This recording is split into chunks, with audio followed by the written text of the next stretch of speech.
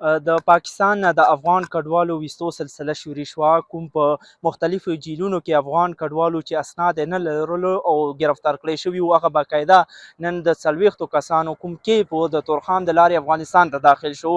خو اوس دا وخت زه د کوم د حمزه بابا مزار سره د افغان کډوالو ټرانزیټ کیپ جوړ شوی دی، هغه سره نږدې ولاړ یم او د لږ ساعت مخکې تقریبا 1.5 کوم افغان کډوالو په مختلفو جیلونو کې وو، هغه دغه لارې تورخام ته روان شو او هغه به لږ ساعت کې د تورخام د لارې افغانستان ته داخل شي. دغه فیصله نن شوې ده او تورخام کوم افغان کډوال دي دغه ته کول آف شوی دی. ورسره سره نن په تورخام کې د پاکستان پوځي ځواکونو او د افغانستان پوځي ځواکونو ترمنځ یو لوی اجلاس وشو. دا اجلاس تقریبا د 2025 اکتوبر راهیسې تر ننه پورې لومبنی اجلاس دی او دغه اجلاس کې د افغان کډوالو ته د تورخام پولې د خلاصېدو احکامات جاري شو یا کولاو شو. دغه کومه فیصله وه د دې ته ورسېده چې اول په مرحله کې به د کوم مختلفو جینونو کې چې افغانان دي چې اسناد یې نه لرلو هغه راځي د تورخام د لارې افغانستان ته به ځي. بیا په دویمه مرحله کې چې کوم په پښتونخوا یا په پنجاب علاقونو کې د افغان کیمپونه وو هغه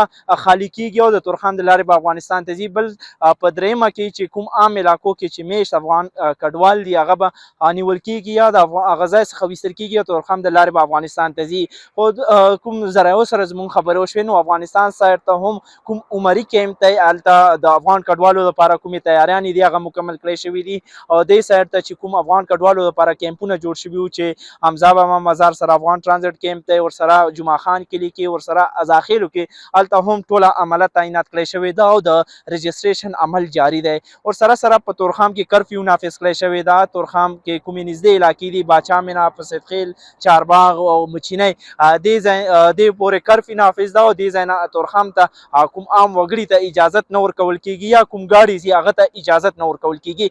کوم دغه کیمپ نه کوم افغان کډوال ځي نو دغه دپاره خپل ترانسپورټ سیسټم ارینج شوی دی د ضلع انتظامیه لخوا. په دغه ته خصوصي ګاډي ورکړی شوي دي او په هغه کې د پولیسو په قافله کې تورخام ته رسوي. خو سبا نه به په تورخام کې کوم افغان کډوالو کوم ګاډي دي کوم سامانونه دي هغه ته هم اجازت وي او تورخام ته به هغه تللی شي او هغه نه بعد به افغانستان ته اوړي. نو دا سلسله باقاعده طور باندې نن شروع شوه او دا وخت د افغان کډوالو چې کوم مختلفو جینونو کې تقریبا په پښتونخوا کې په پېښور سنټر جیل کې تقریبا 0 پورې افغان کډوال دي. ورسره سره په کوهاټ او هریپور کې تقریبا 200 نه زیات افغان کډوال دي. نو دا به پیله مرحله کې دغه افغان کډوال د تورخام د لارې افغانستان ته اوړي.